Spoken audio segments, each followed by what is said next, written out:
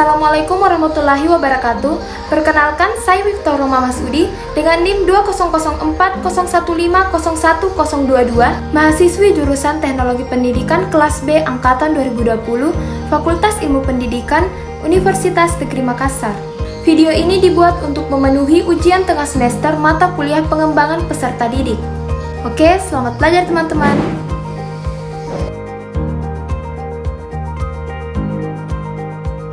Berbicara tentang kecerdasan emosional, itu berkaitan dengan perasaan atau suasana hati seseorang.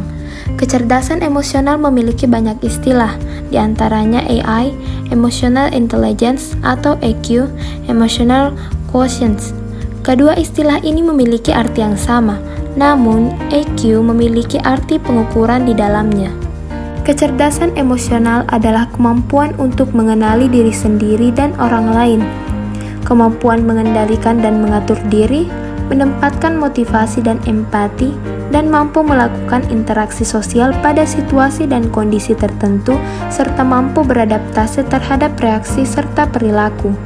Kecerdasan emosional atau EQ pertama kali digunakan pada tahun 1990-an oleh dua profesor psikologi yaitu John D. Mayer, New Hampshire, dan Peter Salovey atau Yale.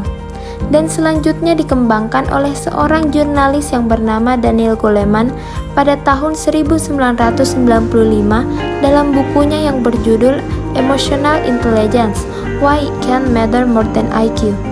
Sejak itulah, Daniel Goleman menjadi sangat terkenal, bahkan masyarakat dunia beranggapan bahwa Daniel Goleman yang telah menemukan istilah kecerdasan emosional pertama kalinya.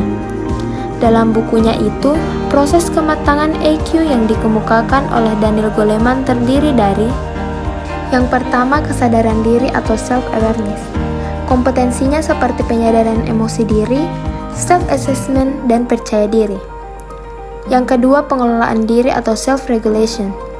Kompetensinya seperti dapat mengontrol diri, mempercayai dan dipercaya, disiplin dan bertanggung jawab, memiliki kemampuan beradaptasi dan inisiatif. Yang ketiga, penyadaran orang lain atau social awareness. Kompetensinya seperti empati, orientasi service, dan penyadaran organisasi. Yang keempat, keterampilan sosial atau social skills. Kompetensinya seperti membangun orang lain, mampu mempengaruhi, berkomunikasi, manajemen konflik, kepemimpinan, membangun ikatan, serta kerjasama dan kolaborasi. Menurut Goleman 2015, aspek-aspek kecerdasan emosional terdiri dari: pertama, kemampuan mengenali emosi diri. Kemampuan mengenali emosi diri adalah kemampuan seseorang dalam mengenali perasaannya sendiri saat perasaan atau emosi itu muncul. Ini sering dikatakan sebagai dasar dari kecerdasan emosional. Yang kedua, kemampuan mengelola emosi. Kemampuan mengelola emosi adalah kemampuan seseorang untuk mengendalikan perasaannya sendiri, sehingga tidak meledak dan akhirnya dapat mempengaruhi perilakunya secara salah. Yang ketiga, kemampuan memotivasi diri. Kemampuan memotivasi diri adalah kemampuan memberikan semangat kepada diri sendiri untuk melakukan sesuatu yang baik dan bermanfaat. Yang keempat, kemampuan mengenali emosi orang lain. Kemampuan mengenali emosi orang lain adalah kemampuan untuk mengerti perasaan dan kebutuhan orang lain, sehingga orang lain akan merasa senang dan dimengerti perasaannya. Yang kelima, kemampuan membina hubungan. Kemampuan membina hubungan adalah kemampuan untuk mengelola emosi orang lain, sehingga tercipta keterampilan sosial yang tinggi dan membuat pergaulan seseorang menjadi luas. Peserta didik dengan kemampuan ini cenderung mempunyai banyak teman, pandai bergaul, dan menjadi lebih populer. Perkembangan manusia sangat dipengaruhi oleh dua faktor, yaitu internal dan eksternal, oleh Goleman 2004-21.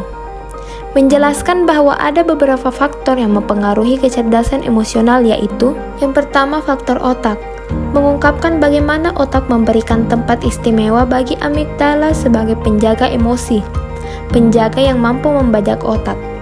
Amigdala berfungsi sebagai semacam gudang ingatan emosional, dan demikian makna emosional itu sendiri hidup tanpa amigdala merupakan kehidupan tanpa makna pribadi sama sekali. Kedua, faktor keluarga.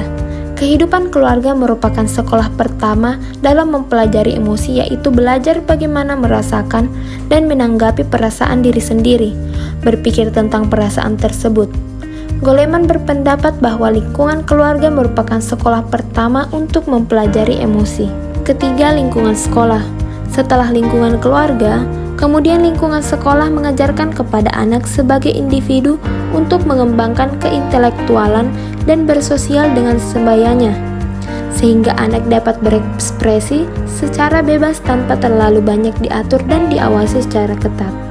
Itulah tadi materi yang sempat saya sampaikan, lebih dan kurangnya mohon dimaafkan dan semoga bermanfaat. Wabillahi taufiq wal hidayah. Wassalamualaikum warahmatullahi wabarakatuh. Bye-bye.